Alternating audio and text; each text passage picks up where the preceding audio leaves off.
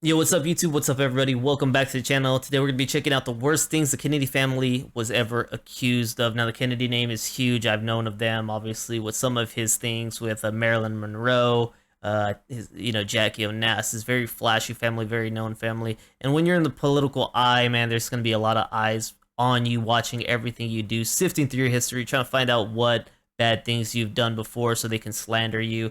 And the more truth they find, well, the more there is to tell the public about. So I want to see what was going on with Kennedy in his time and era. Obviously, we've had very polarizing political figures in our lifetimes as of lately.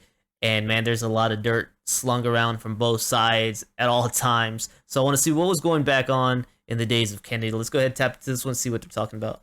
The Kennedys are the most famous family in U.S. political history, so maybe it's no surprise they've got a few supposed skeletons in their closets. Rumors about the bootlegging past of Joseph P. Kennedy, the patriarch of the Kennedy clan, have been around since at least the 1960s, but the truth is more than a little murky. One thing we know for certain is that Joe Kennedy profited from the sale of alcohol just after the end of Prohibition. Whether or not he was involved in bootlegging before that, however, is unknown. Using his ties to the UK, Kennedy imported whiskey and gin from Great Britain and made a tidy sum on the back of America's renewed thirst for liquor. Rumors about his supposed bootlegging prior to this emerged partly thanks to Kennedy's Harvard reunion in 1922, during which witnesses claim he helped to supply the alcohol. This may have been a singular incident, but there are also many other rumors suggesting that Kennedy used his mob connections to get into the game when booze was banned. Crime boss Frank Costello, for example, is one of several men who claimed Kennedy got rich selling liquor during Prohibition. Kennedy's mysterious rise to great wealth has only made the story that much more compelling. Alright, well, I don't hate on those doing bootlegging with the alcohol back in the day because I don't think alcohol should have been banned. Just the way I don't think marijuana should be illegal right now. So do I hate people smoking marijuana or selling marijuana?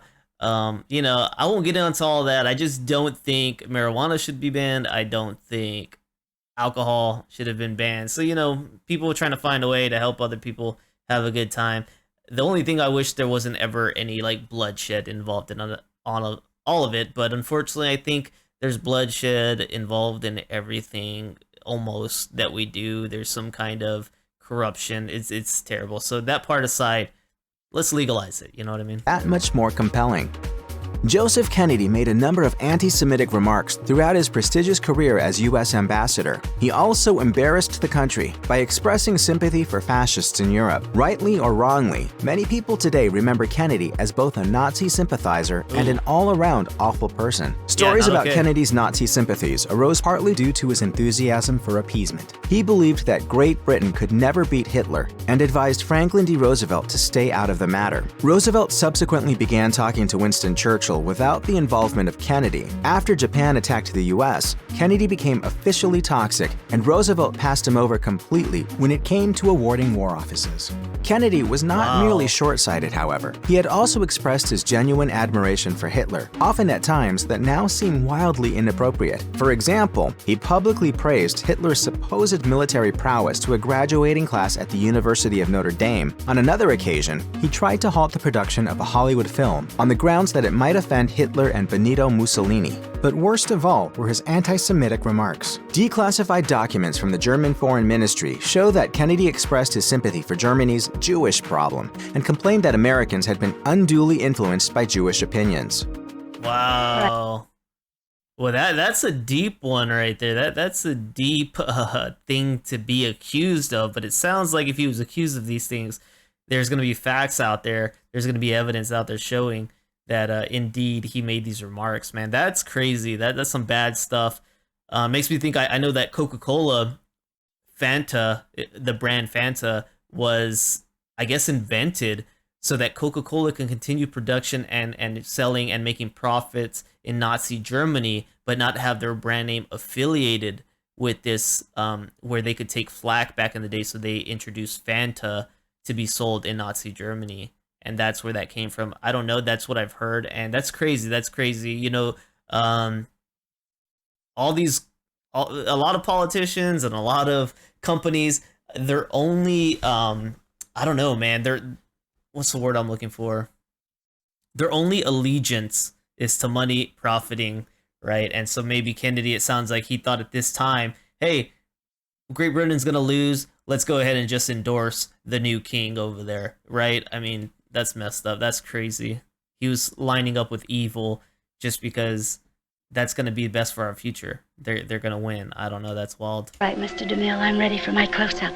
One accusation against Joseph P. Kennedy comes from none other than the iconic Hollywood star Gloria Swanson. During Kennedy's brief foray into the film industry, he developed a romantic relationship with Swanson. Eventually, their affair ended, and their parting wasn't exactly amicable. Kennedy had come to Hollywood to invest his fortune, hoping to make large profits out of the rapidly growing industry. While there, he met Swanson, who was already in some financial trouble due to her lavish lifestyle, so she was only too happy to let Kennedy help her out. Together, the pair developed a business relationship and attempted to make a movie together, an endeavor that proved to be a total failure. A consummate hustler, Kennedy bought Swanson a series of fabulous presents while they were together, including a house. However, it transpired that Kennedy's gifts weren't gifts at all. He had billed all these presents to Gloria Productions, leaving a shell-shocked Swanson with millions in debt. Swanson alleged in her autobiography that Kennedy made a cool $5 million during his time working with her in Hollywood, while she was left bankrupt and broken-hearted. Despite the best efforts of her lawyers and accountants, she never got her money back. Whoa. Perhaps to satisfy those who never understood how Jacqueline Kennedy could stand to stay with her adulteress. Man, I'll go backwards, but dude, what a snaky bastard. If this is all true, man, that is a snake and a half, dude. Whoa. Perhaps to satisfy those who never understood how Jacqueline Kennedy could stand to stay with her adulterous husband, a rumor was once printed that claimed she had actually been paid to stay in the family. The story appeared after it was noted that the young couple spent a great deal of time apart. Supposedly, both her husband's cheating and her own political aspirations had caused a great deal of resentment between the two. The rumor ran that Joseph Kennedy, thinking of his son's future political career, offered Jackie $1 million to stay, and she accepted. While there is no way of knowing if the story is true, Jackie responded with characteristic grace. When the original claims were printed in Time magazine, Jackie reportedly quipped to Joseph, "Why not 10 million?" Either way, the couple stayed together, and JFK made his bid for the presidency in 1960 with his wife by his side, and a few other women as well. President John F. Kennedy is rumored to have had many extramarital affairs during his time in the Oval Office, but his supposed tryst with intern Mimi Alford remains by far the most controversial of the lot. Although Alford herself has claimed her sexual encounters with the president were consensual, the nature of the relationship and the uncomfortable power dynamic between the two continues to raise eyebrows. On her fourth day working at the White House, the 19-year-old intern was plied with alcohol and wound up having sex with the president in an empty room. It was the start of an affair that would go on for many months. I was just, in a way, swept away with it. Aside from the age gap between the then 45-year-old president and his teen employee, some of the stories Alford told about the affair range from shocking to downright creepy. At one point in her memoir, Once Upon a Secret, Alford recounted that she performed a sex act on presidential aide Dave Powers in front of JFK. Elsewhere, Alford mentions taking drugs with the president and also describes his request that she take care of Ted Kennedy, a request she refused to carry out. Aspects of Alford's allegations have been confirmed by relevant witnesses who also worked at the White House. Alford received her share of condemnation when the story went public, as she had been engaged when she had the affair, but she has also received sympathy for her vulnerable position and young age at the time. I mean, I don't really give sympathy, man. You're 19. You know what you're doing. Yes, you're not as experienced of an adult as somebody who's 35 likely, but you're 19. You know what you're doing. You're having sex with the president who's married. You're married, or your fiance, whatever, engaged, and you know what you're doing. But yeah, I mean, already we're about almost halfway into this video, and this is a loaded rap sheet of information, and there's no way they could have fit everything in an 11-minute video. This is stuff I haven't ever heard before, so I'm a little like, wow. Makes you think a little deeper and look a little differently at the Kennedy family so far.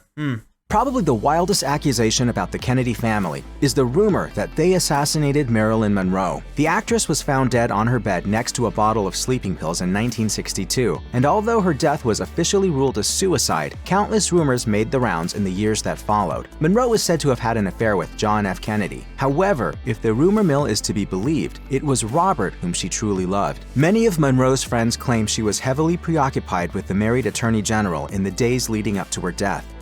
I think you're the saddest girl I ever met. You're the first man ever said that. I'm usually told how happy I am. On the day she died, Monroe phoned friend and hairdresser Sidney Gilleroff to complain that Robert Kennedy had shown up at her house to yell at her. He also called off their secret relationship. Monroe apparently responded by threatening to expose the tryst to the public, and before hanging up, she told Gilleroff she was privy to secrets from the highest rungs of government. The close relationship between the Kennedy brothers and Monroe, as well as the fact that the FBI kept a file on the star, inevitably led to rumors of murder. In 1964, author Frank A. Capel wrote a bizarre pamphlet entitled The Strange Death of Marilyn Monroe, in which he alleged that Monroe was assassinated as part of an elaborate conspiracy. Other early rumors stemmed from Norman Mailer, who did not believe his own story but thought it would make him money. He was right in a way though. True or not, this tale is still popular today. Where are you all sitting with that? Do you think this was taken out by our government officials here in the United States under the Kennedy presidency? Do you think that they murdered Marilyn Monroe? Man, like she said, she was privileged to some of the highest secrets of our governments. Did John F. Kennedy's considerable charisma win him the presidency, or was it his secret mob connections? There are various iterations of this theory, but the basic gist is this. The Kennedys had some form of cozy relationship with Chicago mob boss Sam Giancana, so Joseph Kennedy approached the gangster to ask for help getting his son elected. The Giancana clan agreed, promising to intimidate voters in exchange for tacit support from a Kennedy administration. In some versions of this story, Robert and John F. Kennedy were then assassinated by the mob in retaliation for not holding up their end of the bargain. As Attorney General, Robert Kennedy was actually pretty tough on organized crime. The source material upon which these rumors are based is certainly interesting. One version of this story appears in a book written by members of the Giancana family, while another comes from a former FBI agent. However, there has been no corroborating evidence of voter intimidation from the time. Still, the rumors persist, and the involvement of mob figures in JFK's assassination only added more fuel to the conspiracy fire. Both Lee Harvey Oswald and the man who shot him, Jack Ruby, seem to have had tenuous mob connections of some kind, connections that have been linked to a wider conspiracy involving a mob-orchestrated revenge hit. In July 1960, wow, man. Dude, this rabbit hole goes a little deep. This is, I'm learning a lot of information here. Orchestrated revenge hit. In July 1969, political hopeful Ted Kennedy drove his car off a bridge, crashing into a pond on Chappaquiddick Island. His passenger, a young woman named Mary Jo Kopechne, drowned that night. The incident hindered Kennedy's fledgling political career. He was also handed a 2-month prison sentence for leaving the scene of the accident, although he never spent any actual time incarcerated. Kennedy had acted quite strangely following the crash. He awaited until 10 a.m. the next day to tell the police, and only spoke to them after his car had already been found. When Kennedy retold the story later on, he claimed he had driven back to the crash site that night with one of his political aides and his cousin in an attempt to rescue the young woman. However, Kennedy's nonchalant behavior upon returning to his hotel, along with the fact that he was seen apparently bone dry in the lobby at 2:25 a.m., posed further questions about his story. My conduct and conversations during the next several hours, to the extent that I can remember them, make no sense to me at all. Some suspected Kennedy of drunk. How would he, dude, any one of us would be behind bars forever.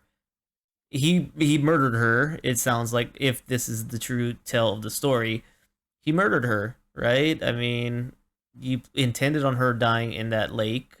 You went back to the hotel, not a drop of water on you. You went back with a political aide and a friend to try to rescue her, and then didn't report it until 10 a.m. the next day. Make no sense to me at all. Some suspected Kennedy of drunk driving, but it was far too late to administer a sobriety test by the time this suggestion was raised. Others suspected an illicit affair of some kind. Kopechne had worked on Robert Kennedy's political campaign and had been at a party with the family that night, although it was not clear why she would have been out so late with Ted Kennedy. He claimed Kopechne had been taken ill, but had curiously left her purse and keys behind at the event. To this day, many people remain skeptical about Kennedy's version of events. In 1991, a lesser-known Kennedy, William Kennedy Smith, the nephew of JFK, was accused of raping a woman at the Kennedy family compound in Palm Beach, Florida. Smith had been out on the town on the night of March 30th, accompanied by 2 other Kennedys, when he arrived home with a 29-year-old woman in tow. Within the next 24 hours, the alleged victim was admitted to the hospital with a suspected rib fracture, as well as some minor abrasions and bruises. The woman, who later publicly identified herself as Patricia Bowman, claimed that she had sustained the injuries when Smith tackled her at the family home. He subsequently held her down and raped her. During the ensuing investigation, Bowman also claimed that private investigators hired by Smith had been sent to intimidate her. When the story hit the press, it caused a sensation, especially after 3 more women came forward to make rape accusations against Smith. Despite the uproar, the case ultimately went nowhere. Smith argued that the sex had been consensual and was acquitted of all charges. It was not the last time he was accused of sexual assault, however. Smith's assistant made a similar claim against him in 2004, alleging that she was raped in his Chicago apartment in 1999. The case was thrown out by the judge and never went to trial. If you or anyone you know has been a victim of sexual assault, help is available. Well, there that is, man. Where's the Kennedy name nowadays? You know, I don't hear it in the political arena, but as far as his father goes, as far as JFK goes, Robert, and the rest of them, man, is that a lot of bad stuff to have associated with your name over the span of your lives. Jeez, it really makes me think about his assassination too there. Well, I don't really have a lot to add to this. That's just a lot of information that, if true, a lot of that's very disgusting details going on there. Very bad stuff. Let me know what you guys think about Marilyn Monroe and about JFK. Did the mob have anything to do with JFK? Did JFK's family have anything to do with Marilyn Monroe? And do you think Jackie Onassis or Jackie Kennedy was paid to stay in the family by the dad? Man, a lot of bad stuff. But that dad, if that's true, which it probably is, sounds like a true POS. Wow. All right, guys. Hopefully you enjoyed this one. If you did, let me know by leaving me a like, a subscribe, and letting me know what other videos you'd like me to check out. All right, definitely appreciate it. Thank you. Catch you on the next one. Peace.